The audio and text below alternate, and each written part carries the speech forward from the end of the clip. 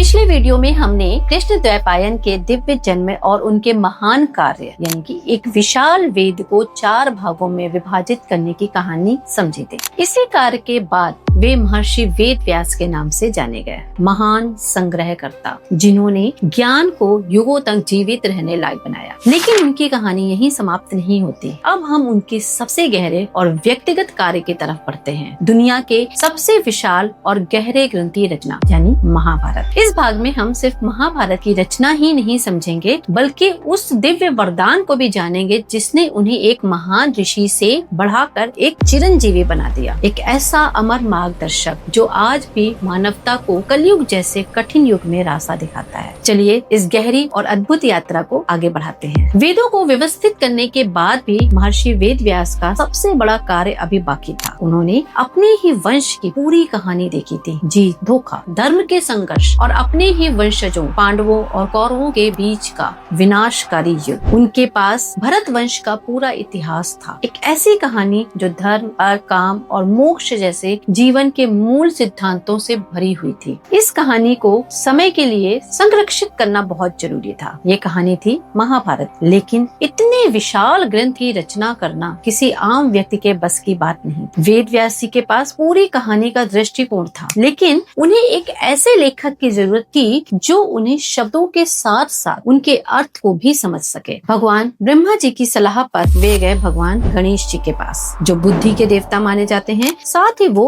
विघ्न दूर करने वाले देवता भी हैं। गणेश जी ने सहमति दी, लेकिन एक शर्त रखी, मैं लिखूंगा लेकिन मेरी कलम कभी रुकनी नहीं चाहिए। अगर आप रुक गए तो मैं लिखना बंद कर दूंगा। ये एक कठिन चुनौती थी, लेकिन वेद व्यास ने भी एक शर्त रखी, मैं बिना रुके बोलूंगा लेकिन आप बिना समझे एक भी श्लोक नहीं लिखेंगे। गणेश जी ने इस बात को स्वीकार किया। इस प्रकार शुरू हुई इतिहास की सबसे अद्भुत सहयोग की कहानी। हिमालय के एक स्थान पर वेद व्यास बोलते गए और गणेश जी लिखते गए। जब भी वेद व्यास को सोचने के लिए समय चाहिए होता, वे जानबूझकर एक बहुत कठिन श्लोक बोलते। गणेश जी उसका अर्थ समझने में थोड़ा समय लेते और तब तक वेद व्यास जी अगले श्लोक को मन में रच लेते। ये ज्ञान और बुद्धि का सुंदर संतुलन था, जहाँ तेज गति और गहरी समझ दोनों जरूरी थी। एक कथा के अनुसार लिखते वक्त गणेश जी का कलम टूट गया, लेकिन बिना रुके काम जारी रखने के लिए उन्होंने अपना एक दांत तोड़कर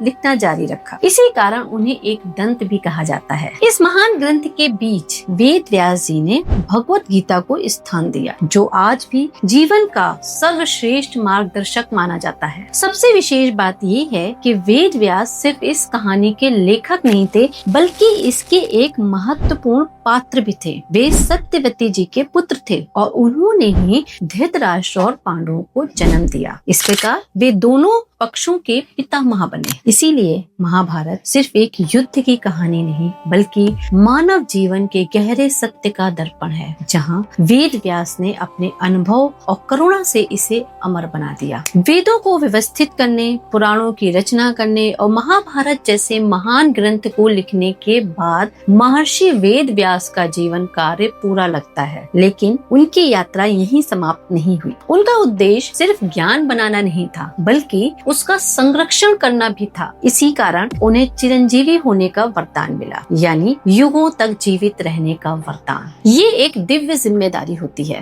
ऐसे महान जीव सामान्य जन्म मृत्यु के चक्र से परे होते हैं, ताकि वे मानवता का मार्गदर्शन कर सकें। वेद व्यास उन्हीं महान चिरंजीवियों में से एक हैं, जिनके साथ अन्य नाम जैसे हनुमान जी, परशुराम जी और अश्वत्थामा जी भी जुड़े हुए हैं। वेद व्यास जी की अमरता उनके कार्य से जुड़ी हुई है। माना जाता है कि जब तक उनका संग्रह किया हुआ ज्ञान इस धरती पर बना रहेगा, तब तक उनकी उपस्थिति भी बनी रहेगी। उन्हें अमर जीवन इनाम के रूप में नहीं, बल्कि एक कर्तव्य के रूप में मिला है। उनका काम था ज्ञान के इस प्रवाह को सदैव जीवित रखना। आप इसे इस तरह से भी समझ सकते हैं, जैसे किसी ने पूरे ब्रह्मांड के ज्ञान का एक विशाल ग्रंथालय बना दिया हो और फिर उसे उसका रखवाला बना दिया गया हो। वेद व्यास वही अमर ग्रंथपाल है जो युगों तक बने रहते हैं, ताकि जब भी कोई सच्चे मन से ज्ञान खोजे उसे मार्ग मिल सके। उनका जीवन त्रेता युग के अंत के पास शुरू हुआ और द्वापर युग के पूरे दौर तक चला, लेकिन उनका असली उद्देश्य था सबसे कठिन युग यानी कलयुग में मानवता का मार्गदर्शन करना। उन्होंने इस युग में बने रहने का चयन किया ताकि जब दुनिया अंधकार और भ्रम से घिरी हो तब भी धर्म और ज्ञान का असली शोध कभी समाप्त।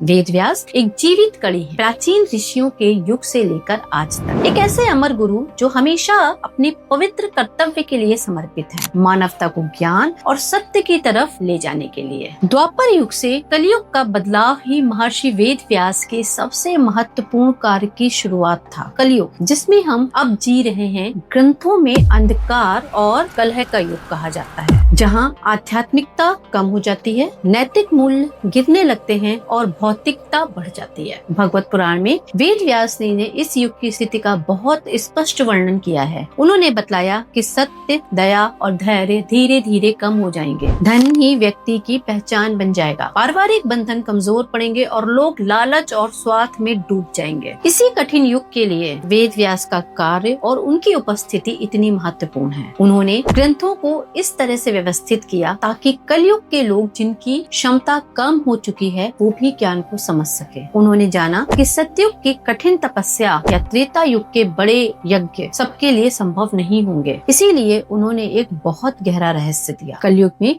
मोक्ष पाना सबसे सरल हो सकता है। जहाँ सतयुग में वर्षों की तपस्या चाहिए होती थी, वहीं कलयुग में एक दिन की सच्ची भक्ति से भी वही फल मिल सकता है। इस युग का सबसे बड़ा मार्ग है भक्ति, यानी भगवान के नाम का साफ दिल से जाप। यही वेद व्यास का सबसे बड़ा उपहार है इस युग के लोगों के लिए। चिरंजीवी होने के रूप में वेद व्यास सिर्फ इतिहास का हिस्सा नहीं है, बल्कि एक जीवित आध्यात्मिक शक्ति है। परंपराओं के अनुसार वे आज भी इस धरती पर घूमते हैं, कभी कभी अपना रूप बदलकर धर्म की स्थिति को देखते हैं और सच्चे साधकों को मार्ग दिखाते हैं। कहते हैं कि आदि शंकराचार्य को भी वेद व्यास ने एक वृद्ध ब्राह्मण के रूप में दर्शन दिए और उनके साथ ज्ञान चर्चा की। इसी तरह माधवाचार्य को भी उनका मार्गदर्शन प्राप्त हुआ, ऐसा माना जाता है। ये सब कहानियां उनके उस रूप को दर्शाती हैं, एक अमर गुरु जो युगों युगों तक ज्ञान को जीवित रखते हैं। उनकी उपस्थिति एक निश्चित वचन की तरह है, चाहे कलयुग भी अंधकार से भरा हो, ज्ञान की ज्योति कभी बुझती नहीं।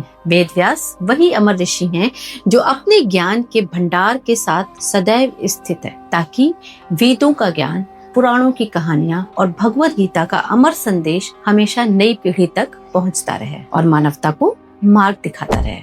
नदी के एक छोटे से द्वीप पर हुए अद्भुत जन्म से लेकर वेदों को व्यवस्थित करने के महान कार्य तक, महाभारत जैसे विशाल ग्रंथ की रचना से लेकर मानवता पर अपनी अमर नजर रखने तक, महर्षि वेद व्यास का जीवन एक दिव्य उद्देश्य और गहरी करुणा की कहानी है। वे सिर्फ एक ऋषि या लेखक नहीं, बल्कि पूरी सभ्यता के आध्यात्मिक विरासत के निर्माता हैं। उनका नाम व्यास यानी संग्रहकर्ता उनके उद्देश्य को पूरी तरह दर्शाता है। अनंत दिव्य ज्ञान को एक ऐसे रूप में लाना जो मानवता को अंधकार के युगों में भी मार्ग दिखा सके। आज हम जो भी वेद सुनते हैं, जो भी पुराण पढ़ते हैं और महाभारत से जो भी सीखते हैं, सब उन्हीं की देन है। तीसरे चिरंजीवी के रूप में उनकी कहानी कभी समाप्त नहीं होती। वे एक अमर उपस्थिति हैं, ज्ञान की अनंत शक्ति का प्रतीक। उनका जीवन ये प्रमाण है कि सही ज्ञान अगर संरक्षित हो जाए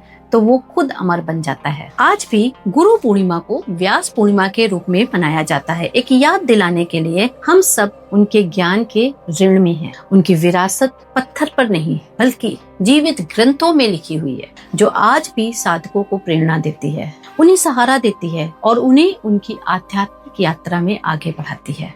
अगर आपको इस अमर ऋषि की कहानी प्रेरणा देने वाली लगी हो तो वीडियो को लाइक जरूर करिए और इसे शेयर करिए उन लोगों के साथ जो ऐसे ज्ञान में रुचि रखते हैं, और चैनल को सब्सक्राइब करना ना भूलें ऐसे ही प्राचीन ग्रंथों की कहानियों के लिए। और एक जरूरी अपडेट, हमारा दूसरा चैनल एस्ट्रो ममता अग्रवाल को भी जरूर सब्सक्राइब करिए।